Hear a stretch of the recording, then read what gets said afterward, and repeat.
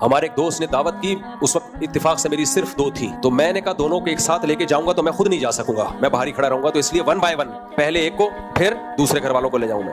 تو جب ایک گھر والوں کو میں لے کر گیا ہوں، آدھا گھنٹہ پونا گھنٹہ گزرا، وہ ٹائم پہ گھر والے آ گئے اور میں لے کے چلا آیا۔ اب دوسرے کو لے کر گیا، دوسرے گھر والوں کو، ان کو وہاں ہو گئی دیر۔ اب دیر ہو گئی تو مجھے فون کرنا بنتا تھا، بھائی کیا ہو گیا، اتنا ٹائم کیوں ہو گیا؟ 2-3 دفعہ میں نے فون کر لیا کیونکہ لیٹ بہت ہو رہے تھے، لیٹ نائٹ، دیر ہو گئی تھی رات۔ میں نے ان کو لے آیا بہرحال، 2-4 دن ہمارے گزرے، اس کے بعد لڑائی شروع، ڈرون پہلی والی سے، جن کو پہلے لے کر گیا تھا نا۔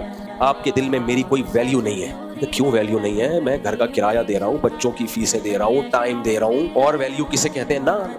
اب اچھا، خواتین کی عادت ہوتی ہے اصل بات نہیں بتاتی، شروع میں یہ سیاستیں چل رہی ہوتی ہیں۔ جب اس کی ڈیپ میں گیا تو پتہ یہ چلا کہ جنہوں نے گھر میں دعوت کی تھی نا عقیقے کی، ان کی خواتین کا کہیں بعد میں رابطہ ہوا پہلے گھر والوں سے، اور ان کی خواتین نے ہمارے پہلے گھر والوں کو کہا کہ جب آپ آ کے بیٹھی تھی مفتی صاحب کا ایک فون بھی نہیں آیا، جب دوسری آئی تھی کم سے کم 5-6 کالیں کی ہیں، اتنی فکر ہے۔